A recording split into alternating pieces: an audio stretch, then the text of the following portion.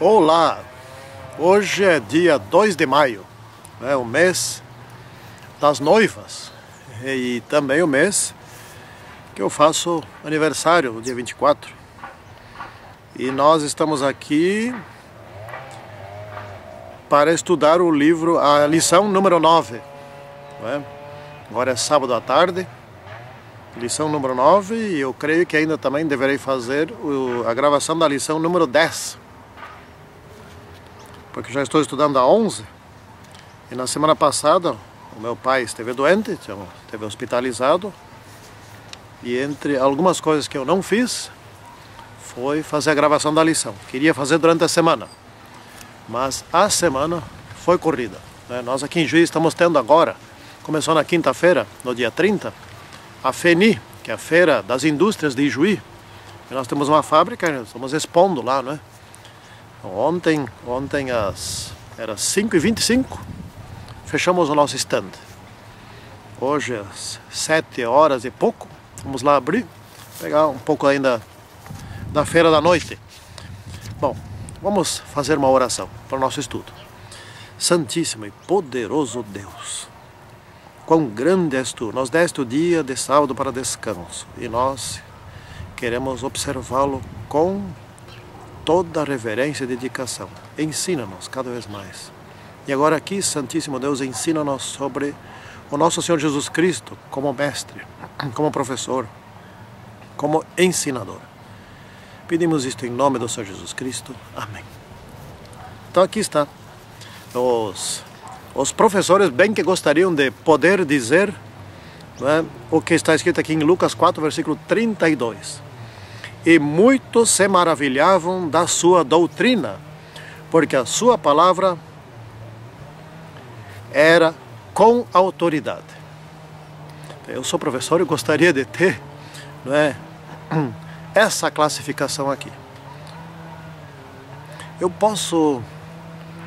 Eu creio que sou um bom professor, porque os alunos elogiam bastante, mas nunca me aproximo aqui desse tipo, maravilhavam.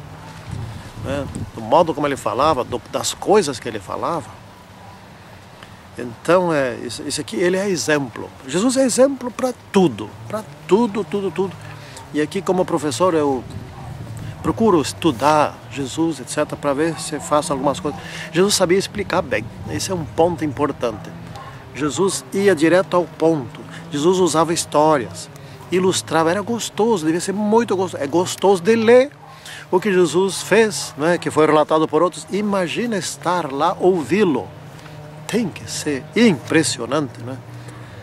Bom, Jesus veio numa época que contextualizou, na parte de sábado à tarde, que contextualizou. Jesus veio numa época danada, uma época degradante, diz aqui a palavra degradante. Hoje, estamos numa época degradante. E como, né? Aqui diz assim, os fundamentos da sociedade estavam desarraigados. Nossa, caramba! A sociedade se tornou falsa e artificial, né? Hoje nós temos aqui no Brasil o petrolão, nós temos os mensaleiros, nós temos uma quantidade. Aqui no Rio Grande do Sul já se repetiu várias vezes a questão da falsificação, a adulteração do leite. Aí, semana passada surgiu a questão do INPS, que roubavam outras... Bom, nem vamos mencionar tudo isso, né? É tanto que eu já há alguns anos digo para os meus alunos, olha, e é verdade, eu tenho vergonha de ser brasileiro. Ou aqui no Brasil. E quem estiver assistindo essa lição em outro lugar, na África ou na Ásia, nos Estados Unidos, eu sei que assistem esses vídeos, gente, vocês ouvem lá a respeito do Brasil, da corrupção no nosso país. Eu tenho vergonha de ser brasileiro. Por que tinha que nascer brasileiro, né?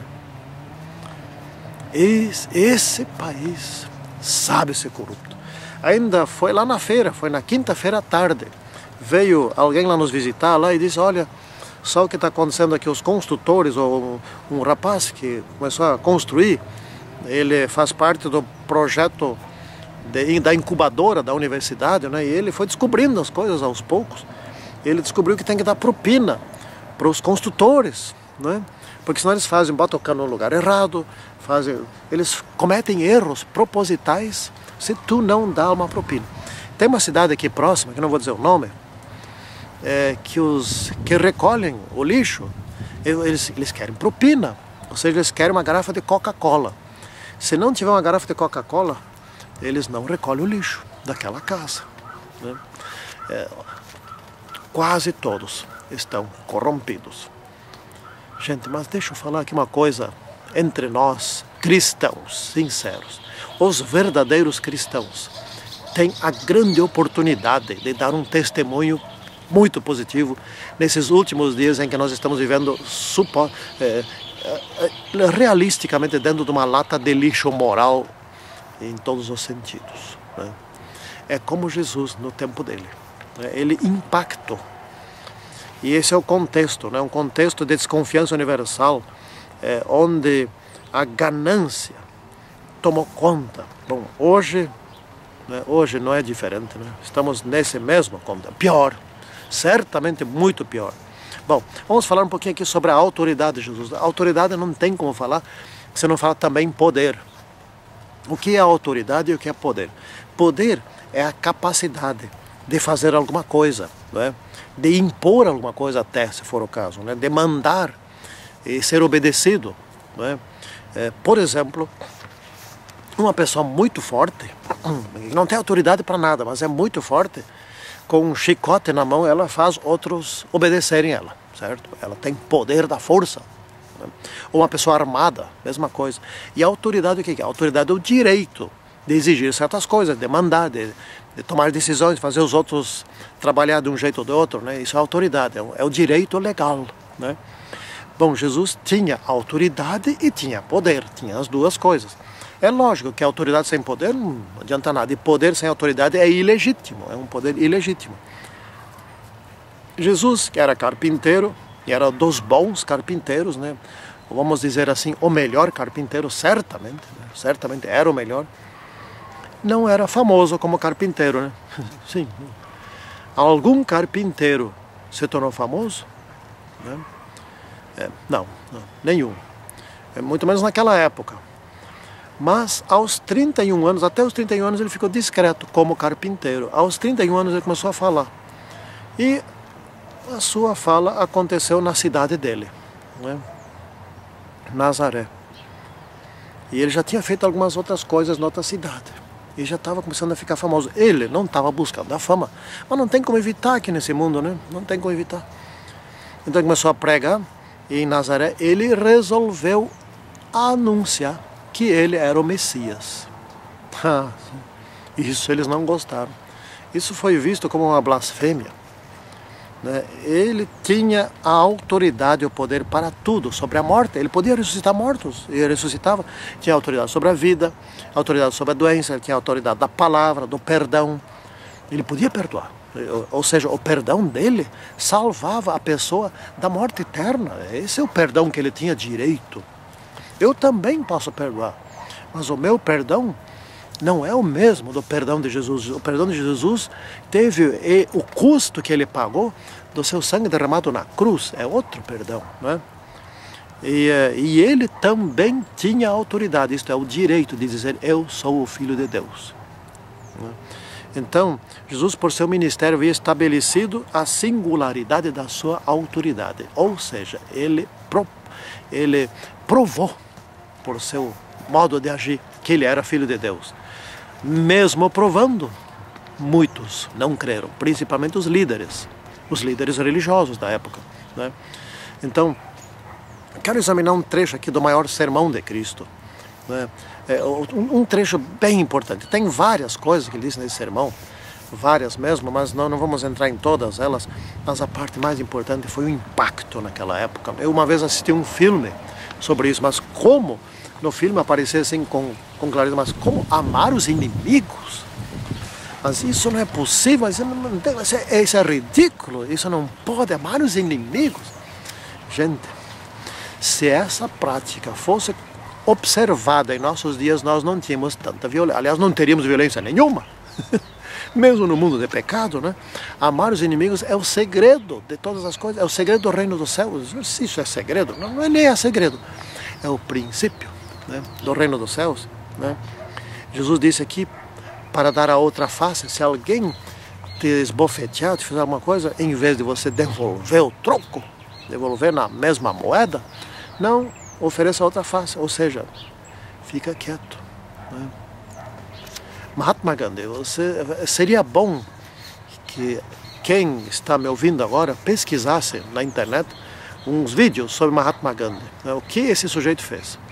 Como é que é o nome dele? Mohandas Karamancham Gandhi, coisa assim, né? Não era Mahatma Gandhi, mas foi um tipo de um apelido. Ele fez uma revolução na Índia que acabou resultando logo depois na independência da Índia, né? Foi a Marcha do Sal, a Marcha do Sal. Todos vestidos de branco, ninguém se defendendo, ninguém tinha uma arma, nem sequer um facão, nada, nada, nada. Eles marchavam de cidade em cidade e promoveram ali um negócio que chamavam desobediência civil, né? E porque a Inglaterra impôs a lei do sal, que ninguém podia pegar sal no mar, tinha que comprar sal das companhias de sal inglesas. Bom, os indianos são milhões, são muitos indianos, isso daria um dinheiro muito grande. E eles foram todos numa praia, cada um pegou uma pitada de sal, um pouquinho de sal e comeu. Isso era crime. Mas como é que você vai prender milhares e milhares de pessoas, né? E foram de praia em praia desobedecendo. E quando chegou a polícia e foi bater neles, nem levantaram a mão para se defender. E Gandhi foi preso, é o que ele queria. E isso deu uma repercussão negativa internacional contra a Inglaterra, tão grande, que a Inglaterra passou vergonha. Aqui no Brasil ninguém sabe fazer greve, todo mundo tranca a estrada, impede que a população seja atendida, etc. E tal. Ele fez uma coisa espantosa, né? Bom, Martin Luther King também fala aqui a respeito da ética, da regra áurea, né, na questão racial dos Estados Unidos. Não, chega de violência. Nós não vamos fazer violência. Martin Luther King. Que pena que essas pessoas que seguiam os princípios de Jesus não são tão valorizadas assim, né? Nós temos que seguir os princípios de Jesus, né? Bom, Jesus aqui estabeleceu uma nova família. Quero tecer algumas poucas palavras sobre isto, né? É uma nova família onde todos se amam. Todos. Bom, aqui não é só os de sangue. A minha filha, o meu genro, o meu pai, minha mãe, meus irmãos, minha esposa. Não. Não tem nada a ver com a família. Ama. É estrangeiro. Ama. É de outra raça. Ame-o, né? É todos. Mesmo que você não concorde em nada com os princípios ou com a maneira de viver daquele sujeito, tipo assim, aquele que é traficante de drogas, etc. Tal. Eu não concordo. Ame essa pessoa. Ah, sim, agora acabei de lembrar. Aconteceu no Rio de Janeiro. Um assaltante invadiu uma loja, era uma livraria, né, com arma na mão, e a dona da loja estava ali dentro, e esse assaltante abordou essa dona da loja. E a dona da loja ficou tão assustada, não sabia o que dizer. Lá pelas tantas, ela disse: Jesus te ama. E ele olhou, começou a chorar. E disse: nunca ninguém me falou isso. Desde criança, nem meu pai, nem minha mãe, nunca ninguém me falou que me ama. E largou da arma e foi embora. Não sei o resto da história, mas o que eu sei é isso. Ame as pessoas. O segredo é amar as pessoas, não é se vingar das pessoas. De vingança o mundo está cheio, de amor falta muito, né? Por exemplo, Jesus foi comer na casa de Levi. Levi era um cobrador de impostos, né?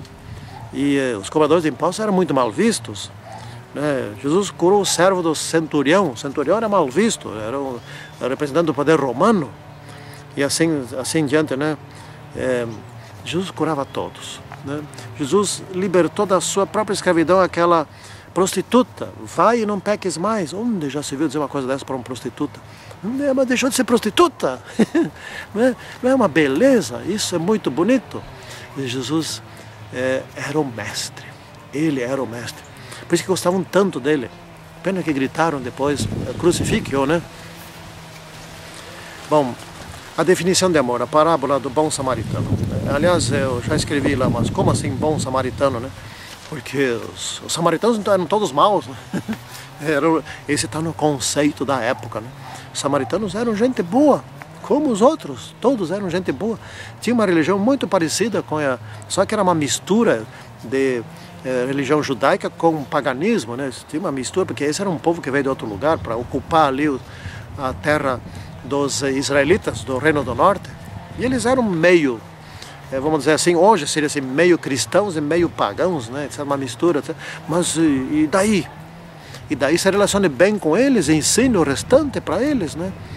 Bom, esse samaritano, aconteceu que, e pelo visto essa história é real, porque aqui no estudo de sexta-feira, a senhora White fala na página 499 do livro Desejar a Todas as Nações, o sacerdote e o levita que tinham passado de largo encontravam-se entre o grupo que escutava as palavras de Cristo. Então, parece que isso não é tudo indica aqui que isso não é uma parábola, isso é uma história. E um sujeito, era judeu, foi apanhado pelos assaltantes e eles bateram tanto nele, não só roubaram, bateram nele, né? Como hoje fazem, né? Bateram, ele deixaram ele jogado ali, acharam que estava morto e foram embora, não estava morto. Passou o sacerdote, passou o levita e nenhum deles, só olharam, deixa ele aí. E passou o samaritano. Opa, foi lá ver, olha, está vivo. E cuidou, pegou já na hora, cuidou dele ali, o que podia fazer na hora, e colocou em cima do animal dele e levou ele para uma primeira estalagem lá que encontrou e hospedou ele ali, pagou a conta, só cuida dele. Eu vou passar aqui na volta e daí eu vou ver se falta alguma coisa para pagar. Quem era o próximo, né, daquele assaltado? Foi o levita. Desculpem, o samaritano, não foi o sacerdote nem o levita, esses nem deram bola. Então isso que Jesus estava querendo dizer, ame. O samaritano podia dizer, esse aqui é um judeu, ele me odeia, deixa ele morrer. Não. Isso aqui é amor. Era um inimigo? Era. Conceitualmente, mas era. Ajudou o inimigo, safou ele dali, né? Salvou ele dali. E isso que Jesus estava querendo dizer, ame todas as pessoas.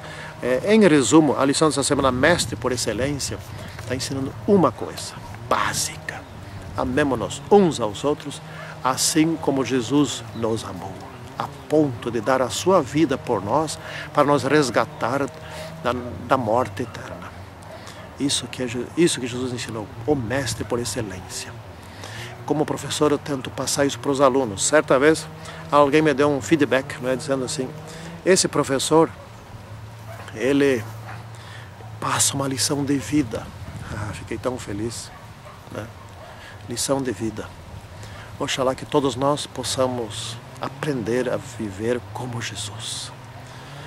Ó Santíssimo Senhor Deus que estás nos céus, abençoe-nos, nos torne melhores filhos teus. Em nome do Senhor Jesus Cristo. Amém. Tchau.